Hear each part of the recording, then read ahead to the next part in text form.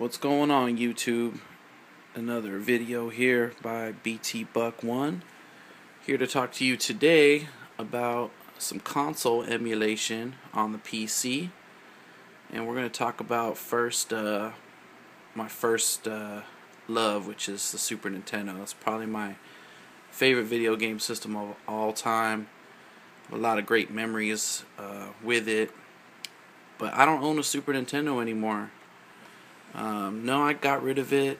I got rid of it last year and got rid of all the games because, quite frankly, I didn't feel the need to own it anymore. And I'm going to go into a little bit more of that here shortly.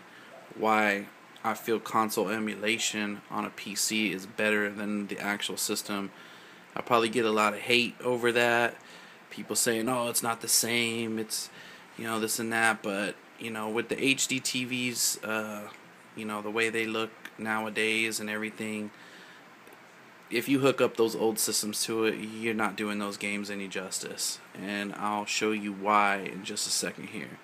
So first things first, I'm going to go ahead and click on the ZSNES program, and then you'll see on here, you got your game, config, cheat, net play, etc. I'm going to go ahead and load up a game here. And I'm going to load up the game that I first got on the Super NES.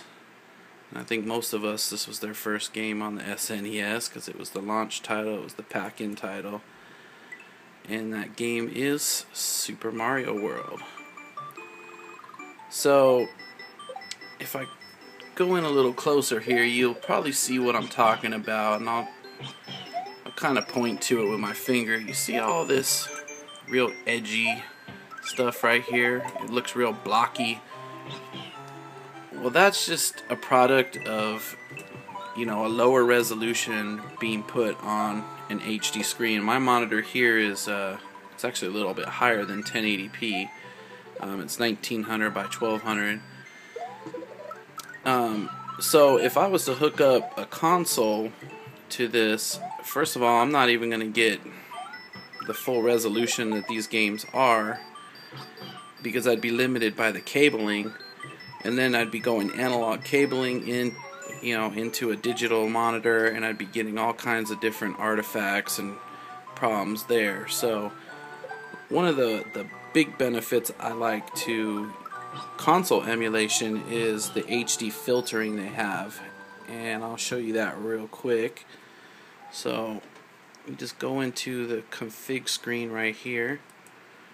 You go into video, and then you click on filters, and I like to use this high quality filter because this one really smooths it out. I'll show you that right here real quick. Now if you look at that same jaggedy edge, see how it's all nice and smoothed out and everything. It really improves the graphics on these old games, because these old games were played on TVs that had scan lines. They were interlaced, so the old TVs, they weren't that great a resolution, but because of the scan lines, it hid a lot of the inherent problems with the games. But now with this new technology and these great software makers that make all these emulators, you're able to play these older games with the graphics kind of up-resed a bit, so they look a lot more acceptable on these newer screens. The other thing I'd like to show you is how I game on it, and a lot of you are probably like, just using regular old PC controller or whatever you got laying around the house. Well, this is one place where I won't substitute. I gotta use the original controller because I just think that these games were designed to be played on these. And how does one hook up a Super NES controller into a PC, right? You're probably asking yourself that. Well, I'm going to show you how. And it's with this little bugger right here. You can get these on Amazon.com. They're about, I've seen them anywhere from $10 to $15. I think I got this one on eBay for like $10, and it's called the Mayflash Super NES to USB or Super NES to PC adapter, and it just controls, just hooks up right there, USB, no problem. And then you once you're hooked up with that, this one's actually the player one right here. You can see I'm just using this right here, and bam, you're in there. So, I mean, I got a lot of different emulators and stuff on my computer.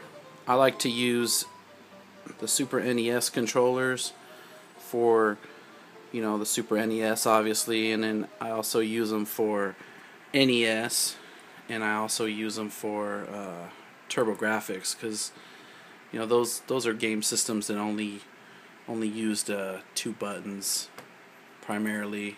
A lot of Super NES games used more, but at least they got that A-B right there.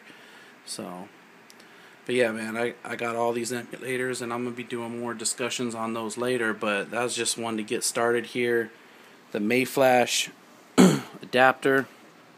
Like I said, you could get this thing on Amazon. This thing is ideal, man. It works beautifully.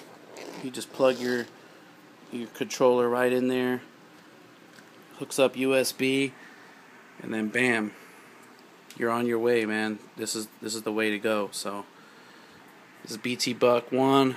I'm out. Rate, comment, subscribe. I'd like to hear, you know, what you guys are doing with your emulation and stuff. So, all right, peace.